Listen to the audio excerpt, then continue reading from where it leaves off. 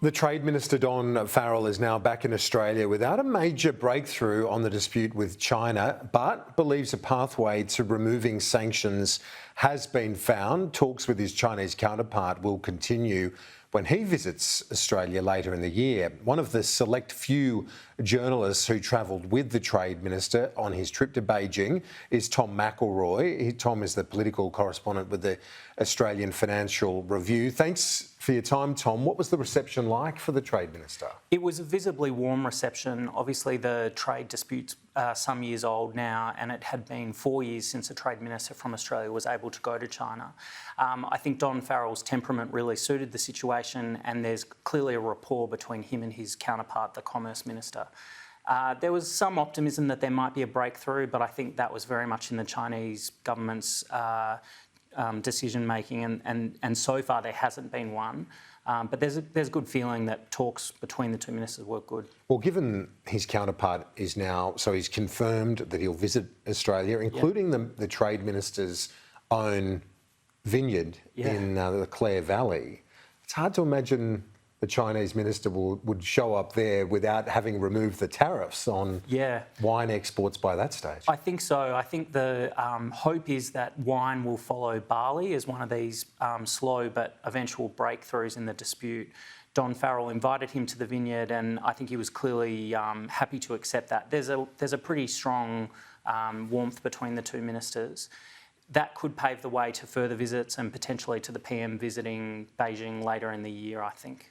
Now, the Trade Minister walked through one of the supermarkets. We've got some pictures there of him holding some Penfolds wine and other goods and went through each product, talking about the Australian suppliers and talking up the Aussie produce, didn't he? Yeah, it was a good show, actually. At this gourmet supermarket in downtown Beijing, they were pretty excited by all the Australian products and the high quality of stuff. That Penfolds wine had been stockpiled by the distributor. Obviously, wine's struggling to get into China, but the wine industry is one that's really been hurt by these trade bans. And when you say that the minister's style seems to have worked, can you explain that a bit more?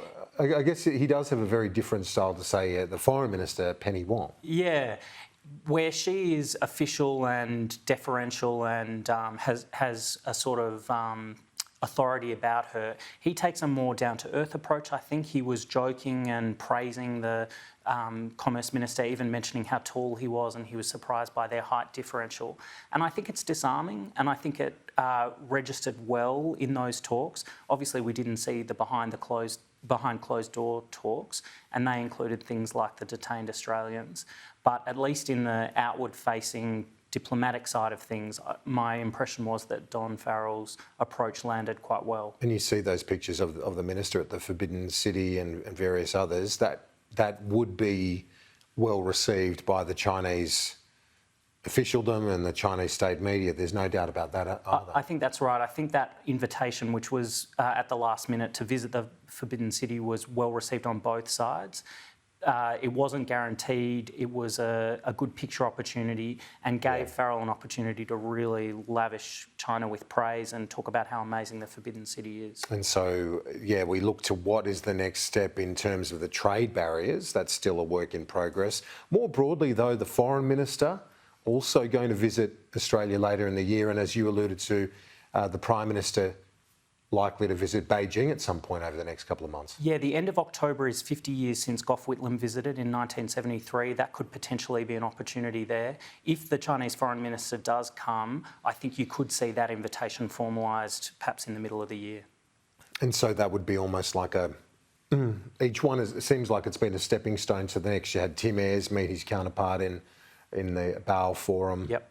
Don Farrell, Penny Wong again to meet her counterpart. They've talked about a pathway to resolving this, and that's almost a symbolic way of describing it. I think you see these increasing kind of signs of respect to Australia. I think it's giving China room to make a decision. It's a long way, though, isn't it, from where we were not that long ago in terms of being in the freezer with China. Yeah, and billions of dollars in lost trade, real bellicose rhetoric from China. It's been a significant problem. We're still not there on the resolution, but there's good signs of thawing, I think, in the relationship. Even though the government's still pushing ahead with the AUKUS announcement, other big defence commitments. And not This has giving any happened ground. parallel to that. Yeah, not giving any ground on foreign investment and that kind of stuff. I think it shows that China's ready to change its position. I think there's room for movement.